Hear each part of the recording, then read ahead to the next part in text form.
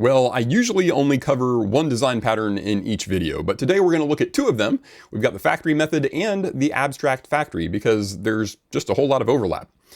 As usual, we'll start off with code that could benefit from these patterns. We'll improve the code using a traditional implementation of the design patterns, and then we'll modernize the solution using some of Kotlin's language features. So let's go. So here we've got a document class that has a single property called elements. And there's only one kind of element that you can add at the moment, and that's a paragraph. And once we add a paragraph, we can call the render function like we're doing down here and print out its result. And what's interesting about this class, though, is that it can print out the paragraph formatted in either Markdown or in HTML. And switching between the two is really as easy as just changing the format of the document when you create it. So with this change, when we print out the result again, we will see now that we've got paragraph tags surrounding our text. Now, even though we're starting off with a very simple example here, it's kind of easy to see the seeds of complexity. As it's written here, this add paragraph function has to know how to format the text for both HTML and for Markdown before it adds it to the elements collection.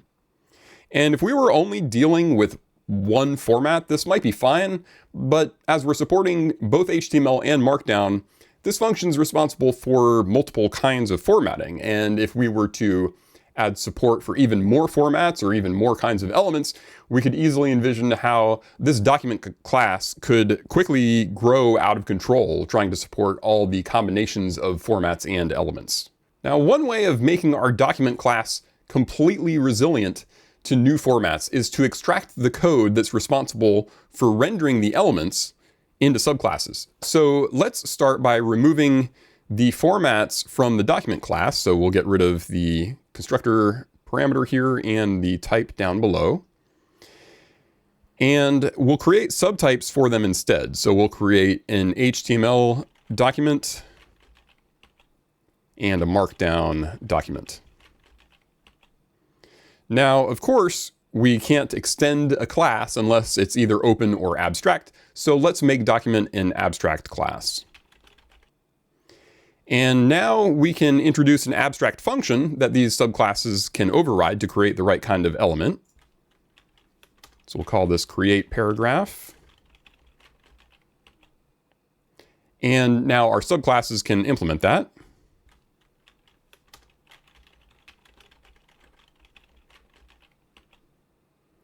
And the quickest way to get the implementations in here is just going to be to move the string formatting from the document class down to the subclasses. So let's just cut and paste these guys.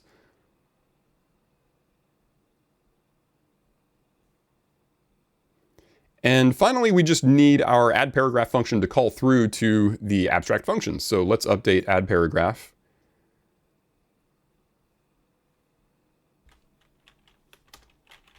And then, of course, we need to update our call site so that it uses the new subclass.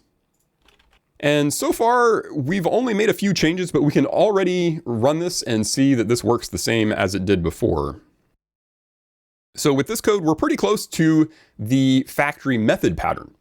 Now, traditionally, a factory method, like our create paragraph function, returns a specific implementation of some more general type. So in other words, instead of just working with strings everywhere, we'd work with stronger types. So let's flesh this out a little bit more by introducing some more types. We'll start with an interface that represents any element that might be inside of a document. So we'll just create an interface for element and give it a render function that returns a string. And we'll create a simple abstract class for a paragraph and an implementing class for both HTML and for Markdown.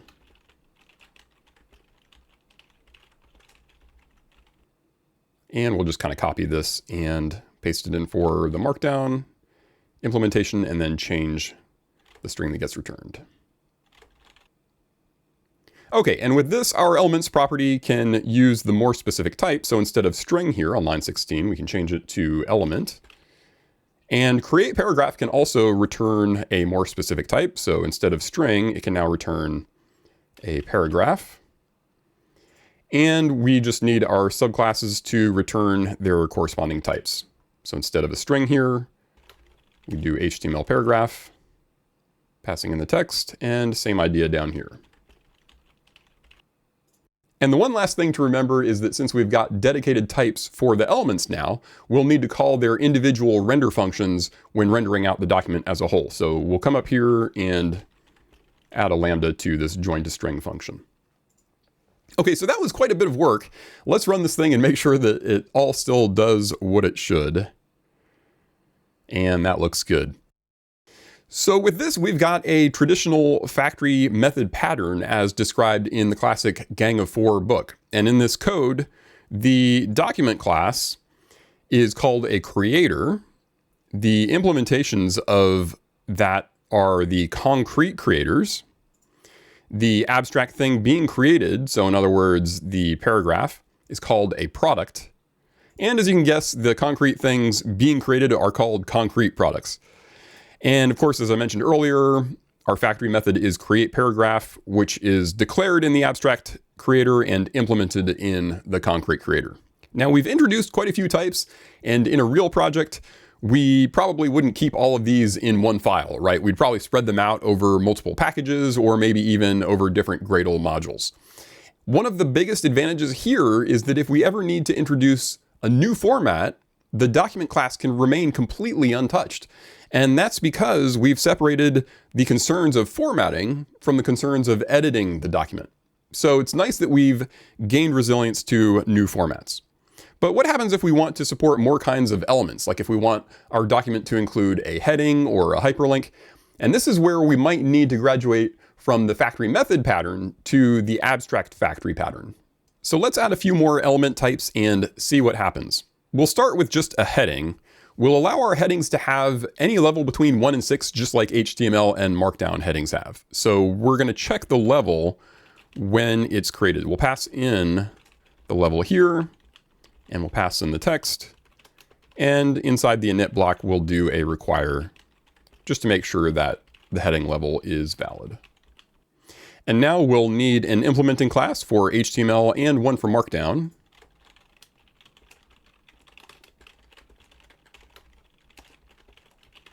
And we'll just copy the same thing from up here into our Markdown class. And like before, just edit the result of render. Great. And then finally, we'll need to update the document class and its subtypes for the new element type. We'll create a factory method for the heading type. So we'll just put that below into the other factory method. We will add a function to append the heading to the document.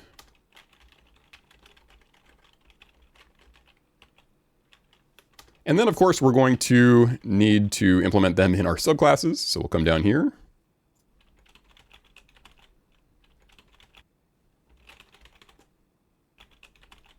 And then finally, we can now add the headings to our document. So let's do that.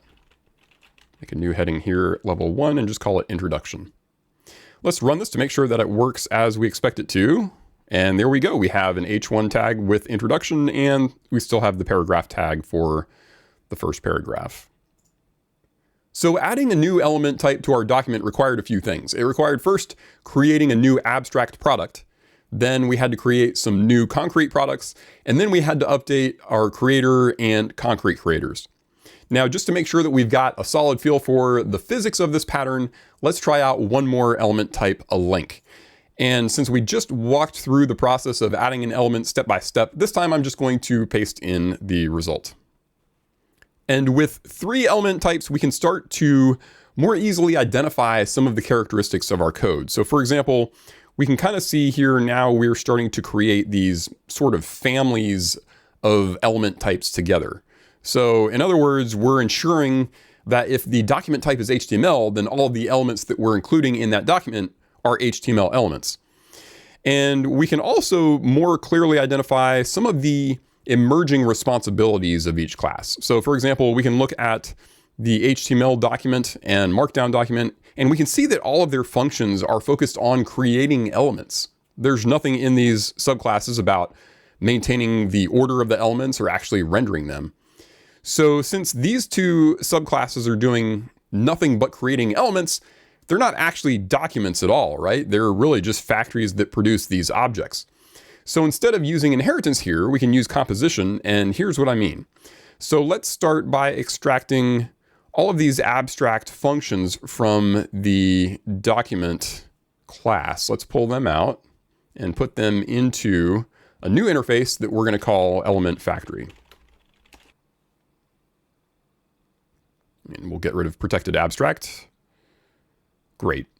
And now instead of being subtypes of the document class, we'll change these so that they implement the new element factory interface.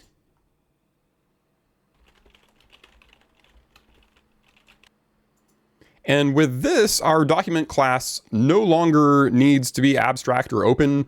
We can just pass the factory into its constructor.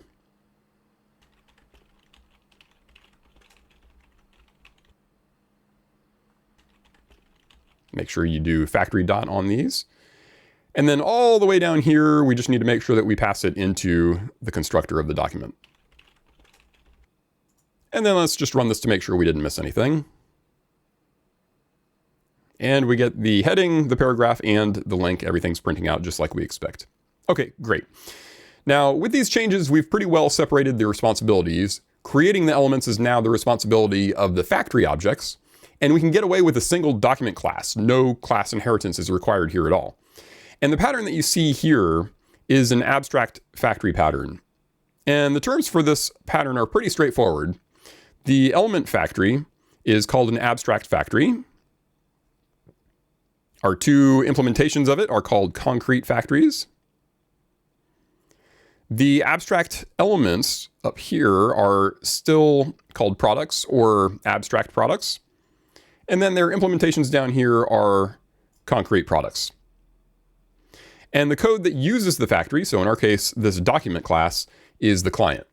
So the abstract factory pattern is helpful when you need to create sort of these parallel families of products, like the HTML version of each of these elements and the markdown version of each of these elements. Okay, now for the fun part. We can do a few things to modernize this implementation of the abstract factory pattern with some Kotlin language features. So let's see what improvements we can make. Now first, you might have noticed that our concrete factories have no state of their own. So we don't actually need them to be classes at all. They can just be objects instead. So let's replace class with object here and here. And then don't forget, we got to come down here to where we're passing it in. We don't need to instantiate it anymore.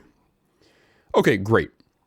Now, sometimes when we're using an abstract factory pattern, we might have concrete product classes that have a lot of complex logic to them. But in our case here, they're really just implementing the render function. They have no other functions and no state except what they're passing up to their superclasses.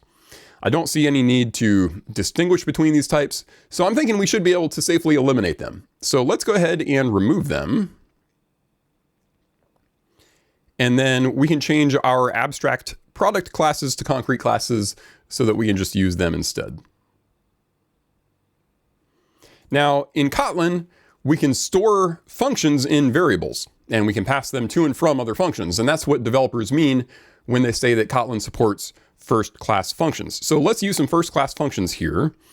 Instead of a render function in this element interface, I'm going to change it to a property that has a function type.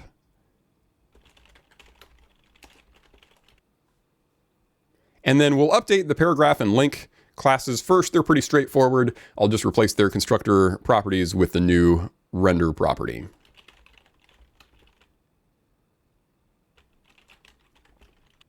And this leaves us with the heading class, which has this validation logic in it. So what can we do about that? Well, one option is that we could structure it like this, where we still pass the level into the constructor and then pass that into a render function. And that means we'll have to override down here the property and call into that doRender function. And I'm not crazy about this approach, and in a minute I'll show you what I mean. But for now, let's at least finish up the changes that we're making. So instead of instantiating a more specific class for each factory method, we will instantiate the more general type. So in other words, instead of HTML paragraph, we'll just instantiate a paragraph and pass a lambda with the code for rendering the text. And we can do the same thing for link. And then as before, the heading is an odd one. I'm going to pass the level into the constructor so that it can be validated. And here you can see why I'm not so crazy about this solution. It's entirely possible to circumvent the validation by passing a number between 1 and 6 into the constructor here, and then removing the lambda parameter. And now the level is coming from out here instead of from the lambda. So I don't love it. But let's put it back for now, and we'll maybe consider some other options here. We might prefer just even leaving this as it was with these subclasses. We lose some of the symmetry that way, but the code would be less error prone, which would probably be more important. Another possibility would be moving validation logic into the factory instead of the heading class itself, but I kind of feel like validation really should happen as close as possible to the data that is being validated. That way we guarantee that the object is in a valid state no matter who constructs it. And we probably have a few other options that would involve things like generics. And I think in a real life project, I'd probably just revert heading to its previous implementation with the subclasses. But for today, we'll stick with what we've got here for now. So let's make the same changes down here for Markdown.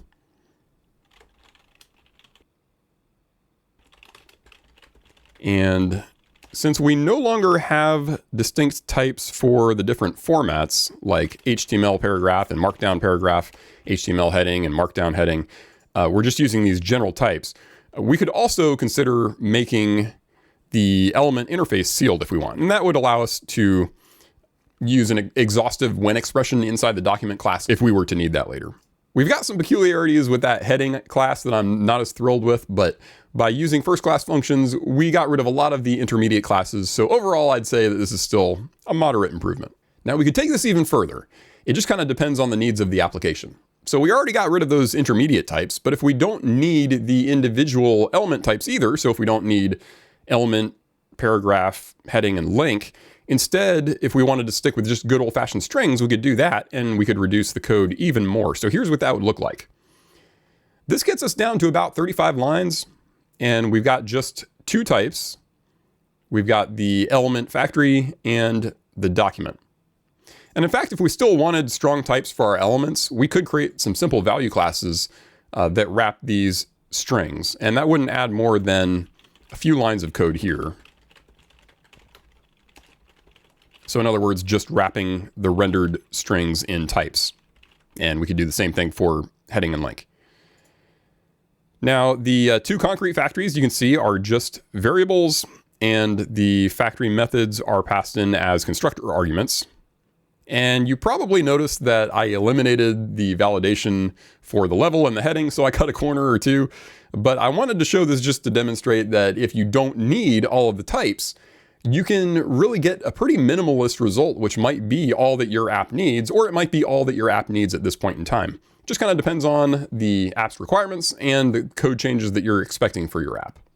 So there you go. With first-class functions in Kotlin, we were able to keep the essence of the factory method and abstract factory patterns, but make them a little more lightweight.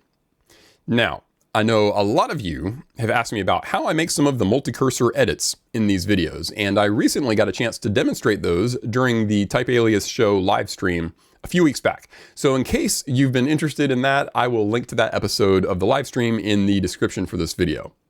And I also created a couple of cheat sheets that you can use as a quick reference to accelerate your development with multi-cursor edits and faster navigation. Now, I sent those out in the last email newsletter, but I will plan to include those cheat sheets in the next email as well. And that way, if you're just joining the party now, you won't miss out. So if you haven't already signed up for the email newsletter, you can do that today at newsletter.typealias.com. Well, that's all I've got for this video. Thanks so much for hanging out with me today, and I will see you next time.